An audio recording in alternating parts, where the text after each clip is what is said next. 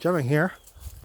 It's been a while since I last did anything, and in part it was due to various trying circumstances in my life, to do with my family, and um, and in a certain respect, in part due to a bit of lack of discipline on my part.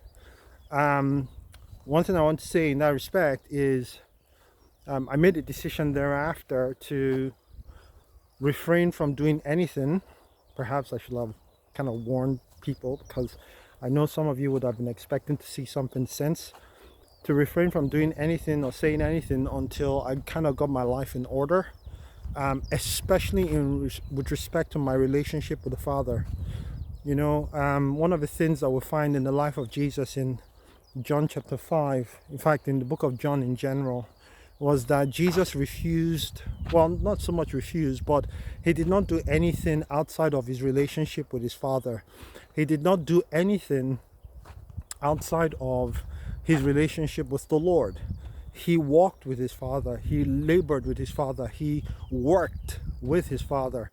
And everything that he did in this life was premised on his relationship with his Father. Jesus maintained an intensely intimate relationship with his Father. And the Bible tells us in 1 John chapter 2 and verse 6, Colossians chapter 2 and verse 6, that the same example of a life that we see in him, we must live as well. If we claim to be in him, if we claim to be his disciples, if we claim to be his children, if we claim to be his followers, then the same life that we saw him live, we ought to live ourselves. The Bible also alludes to the same thing in, where is it now?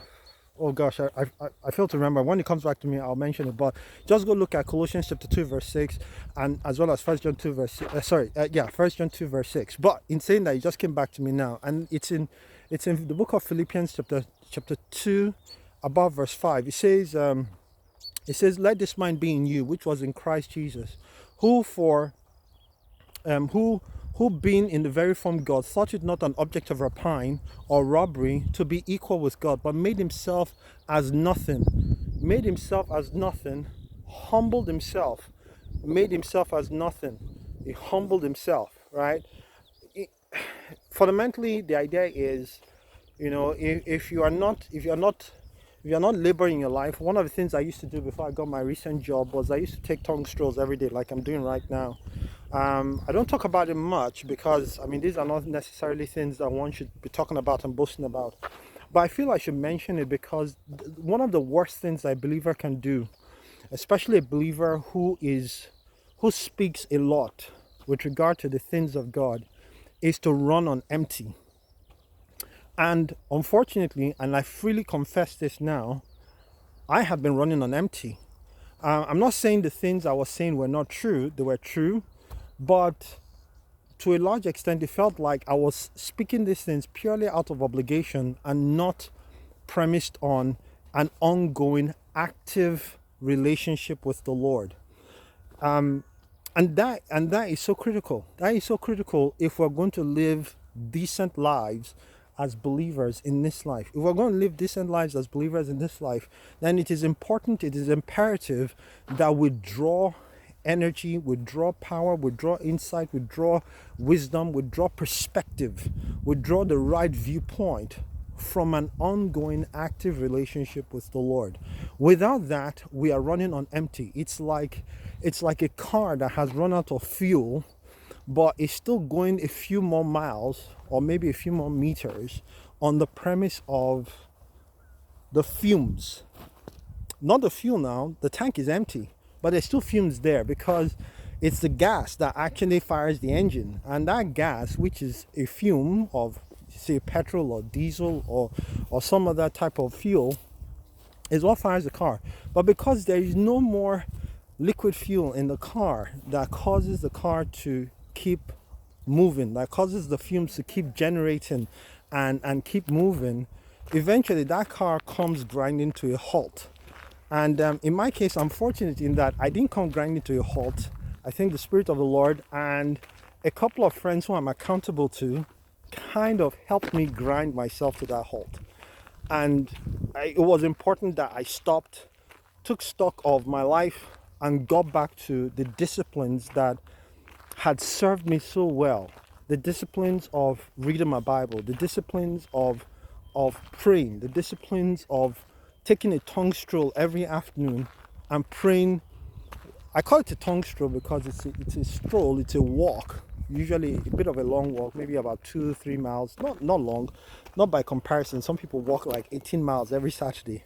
I don't do anything like that, but just a bit of a long enough walk to do, I'd say, my lunch break, to spend time with the Lord, to pray in tongues. You know, one of the benefits of praying in tongues is that the person who prays in tongues, according to 1 Corinthians chapter 14, you should read that chapter actually. According to 1 Corinthians 14, the person who prays in tongues prays according to the will of God. He prays well. His Bible says he gives thanks well. In Romans 8 verse 26, the Bible tells us that the Spirit helps our infirmities. He helpeth our infirmities, in that we know not what we should pray for as we ought. But it helps our infirmities in that it makes groanings in, one translation says it makes statements, it makes utterances in articulate speech. In other words, speech that cannot be understood, because tongues cannot be understood. And that's why I call it a tongue stroll, because I'm talking in tongues, I'm praying in tongues, and I'm taking a stroll simultaneously. And there's a benefit that comes from there. There's a confidence that comes from there. There's an edification that comes from there. There's insight that comes from there. There's a clearing of the mind that comes from there. And I would encourage you to do the same. Now, the other reason why I hadn't done anything before, or hadn't done anything, was because I was so determined to finish the series on the book of Revelation. And I'm going to get back there. I've not forgotten it. I'm definitely going to get back there. But for me, it was important that I stepped back and addressed my relationship with the Lord and made active steps at getting back in fellowship with the Lord. I'm not just talking about going to church. I'm talking about personally reading my Bible, personally praying, not just praying with my children at night when it's time for bed, not just, see, I had fallen into the habit of sharing God with things and activities, you know, because Allison has departed. For those of you who don't know Allison is my wife who departed to be with the Lord nearly 2 years ago. And she since she departed, I've had some big boots to fill. She was very small, but man, she had big feet.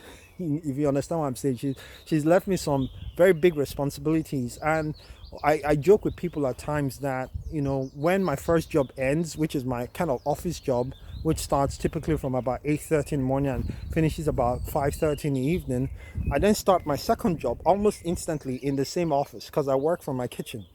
And so I immediately shut down the laptop, or even sometimes I leave it open because of this failed idea that I'm going to be able to get back into work. It always fails. I hardly ever succeed. Sometimes I do, but most of the time I don't. And then I start job 2. And what's job 2? I start preparing dinner. And then I go to do devotional prayer with the children. On occasion, I'll help with maybe an assignment or two.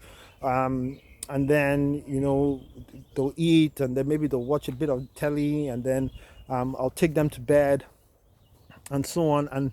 And I mean, okay, my children are getting a bit older, but I think it's still important that I have fellowship with them in terms of having a nightly devotion with the Lord. And in particular, because of my son his mobility issues just now, I have to carry him up the stairs. I can't just say to him, right, on you go, head off to bed. So I have to kind of still continue that tradition of talking them into bed. By the way, I'm trusting God, I'm trusting the Lord that his situation is temporary, and God is going to change it. You know, people think that certain diseases and ailments are incipient death, and that they are seemingly obdurate diseases that they can never be cured.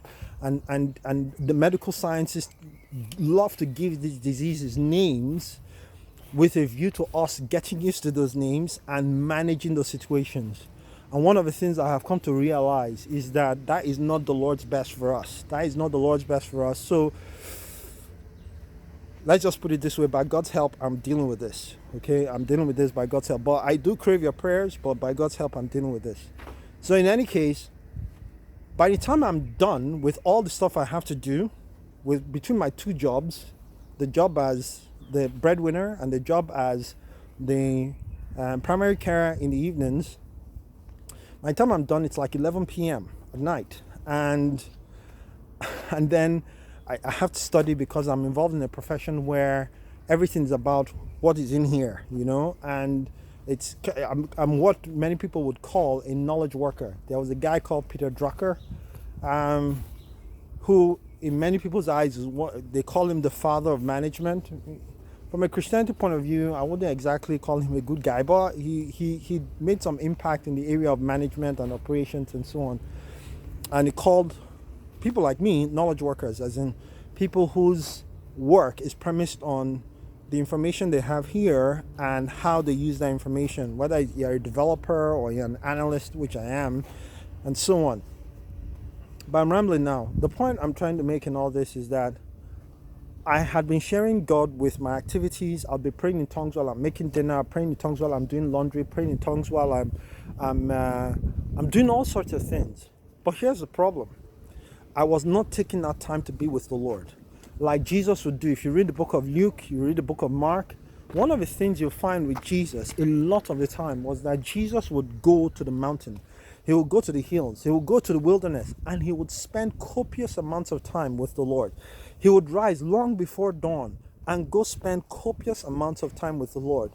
And what I'm trying to do now is get back to that place of spending time with the Lord, so that I'm not like that car that is running on empty. I'm going to do something else eventually, probably right after this, which is addressing a burning subject called the rapture. Not because I want to jump on the bandwagon, but because I'm sick and tired of something. But I'll get to that video and I'll explain everything. In the meantime, take care. God bless you. It's good to see you again. God bless you. Bye. Bye. Bye.